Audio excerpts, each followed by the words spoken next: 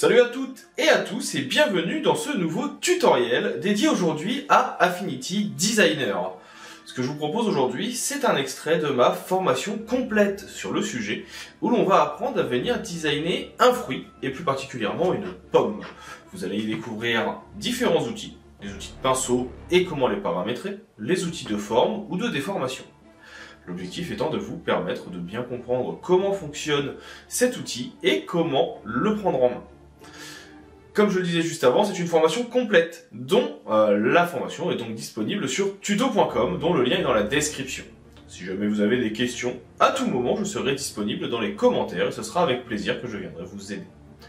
J'espère en tout cas que cette vidéo vous plaira. Si c'est le cas, n'oubliez pas que vous pouvez partager, vous abonner et bien sûr commenter pour permettre aux algorithmes de mieux apprécier cette vidéo et donc que je puisse continuer de vous en proposer.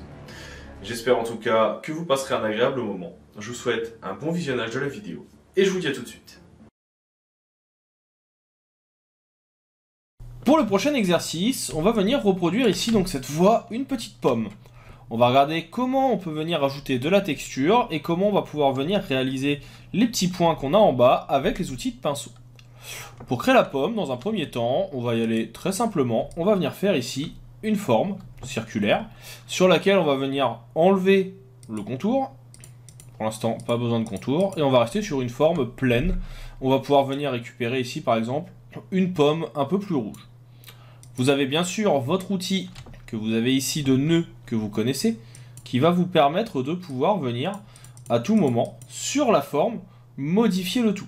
Pour ça, il faudra la convertir en courbe, et vous avez donc le bouton qui est ici, qui permet maintenant de pouvoir venir créer des petites aspérités pour ne pas avoir une pomme qui soit totalement parfaite, parce que ça n'existe pas, une pomme avec totalement une perfection optimale. On a toujours des petits éléments qui sont déplacés, on a toujours des formes qui sont un petit peu plus complexes.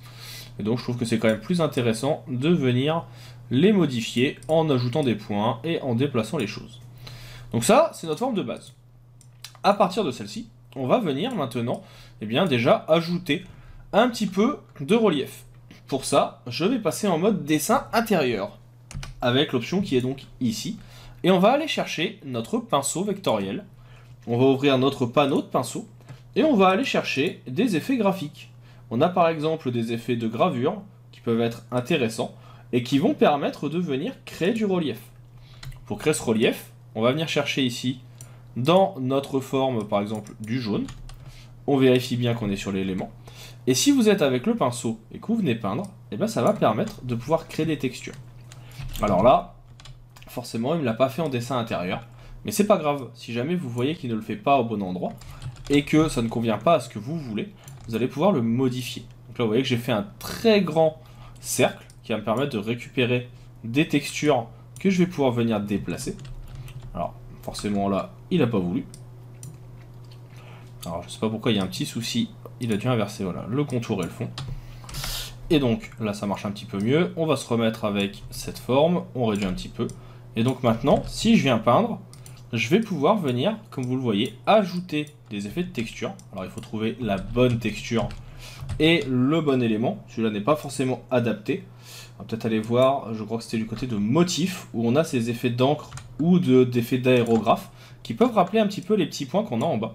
Donc vous voyez, comme ça, je vais pouvoir venir rajouter à mon élément un ensemble de textures qui va permettre de donner du relief. On va venir ensuite changer un petit peu la couleur.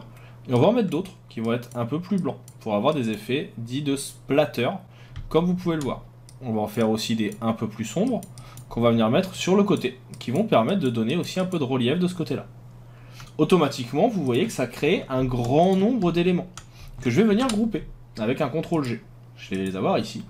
Et en les faisant simplement glisser dans la partie pomme, donc dans la partie courbe, vous voyez que ça va permettre de pouvoir créer de la texture.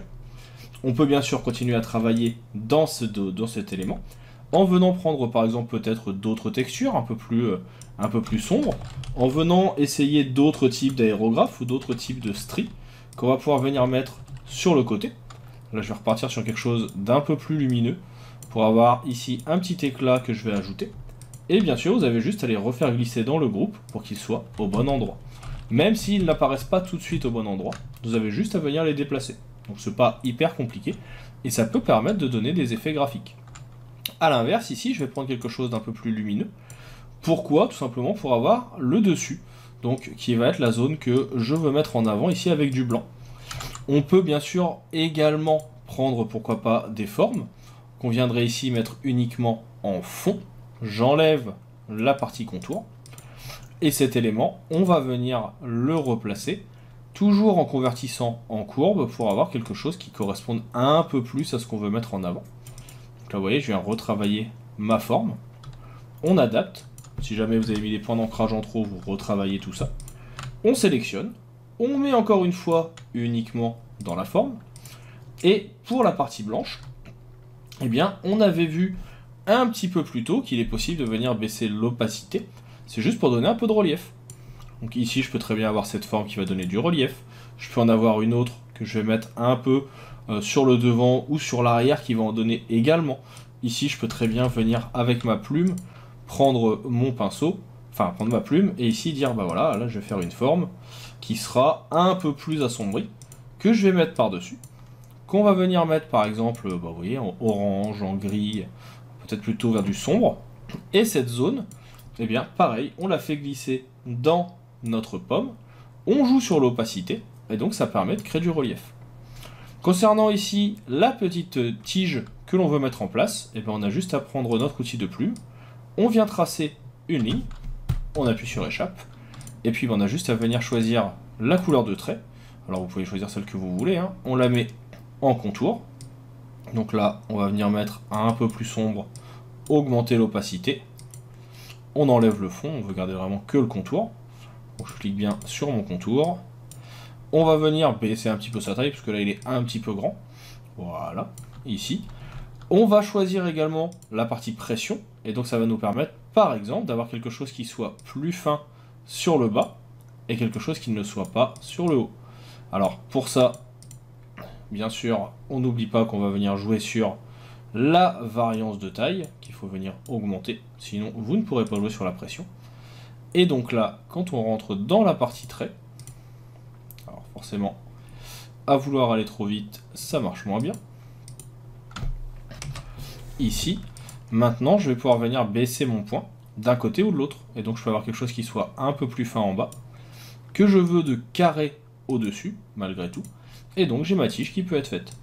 Alors vous voyez que c'est un petit peu stylisé, c'est plutôt pas mal, et ça permet tout simplement de rapidement pouvoir venir créer des exemples de fruits en ajoutant de la texture.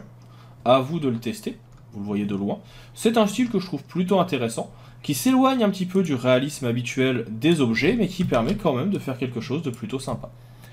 On va maintenant passer à notre deuxième exercice, qui va être sur notre fruit qui est juste en dessous, où là, on viendra uniquement retravailler avec des formes, et également avec des éléments de contour, pour pouvoir faire un pictogramme, et on terminera par celui-ci, où on viendra utiliser uniquement la technique qu'on a utilisée sur la fin, avec l'accumulation de textures, qui permettra encore une fois de donner du relief. On regarde ça tout de suite dans la prochaine vidéo.